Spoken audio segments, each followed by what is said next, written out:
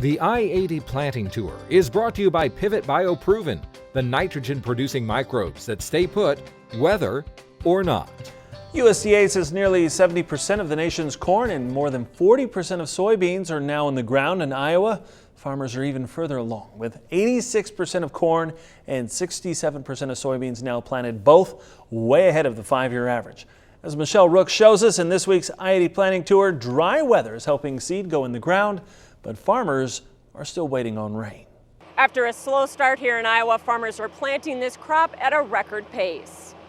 In fact, Rock Rapids farmer Dean Meyer can't recall a year he was able to finish this fast. This year's been amazing. You know, we all were worried about being cold and not getting to the field, and it's just like a switch. The weather changed and we got our corn all in 7 days.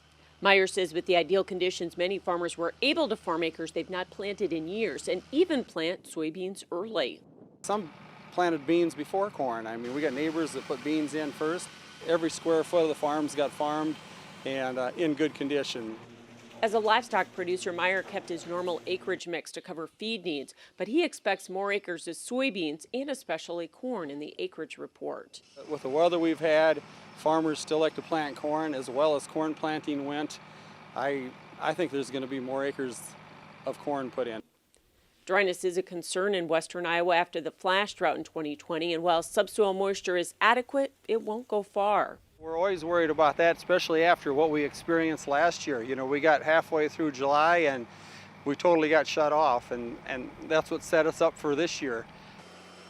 Even so, he says they didn't change their seeding populations or fertilizer rates. We're planting like a normal year. Our yield goals are where they would have been if we weren't talking drought. One more done. An hour south, Dave Heron is finishing up a successful planting season. I would say it's record pace as far as getting it done because we get all day to work and everything's working so well. He planted in a cloud of dust and 2 inches deep so the seed would hit moisture. But he says it's too early to get concerned about drought, especially with today's genetics.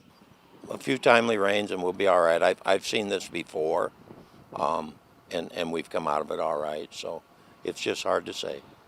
His planting scheme was routine, except one corn-on-corn field he decided to plant to beans with the high price of fertilizer.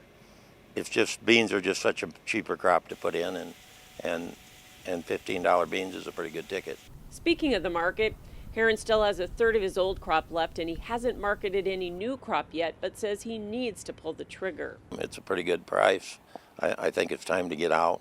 You know, we're one rain event away from it going way down. While crop prices have gone up, he says so have input costs, which will cut into his profitable year. In Iowa, I'm Michelle Rook reporting for Ag Day.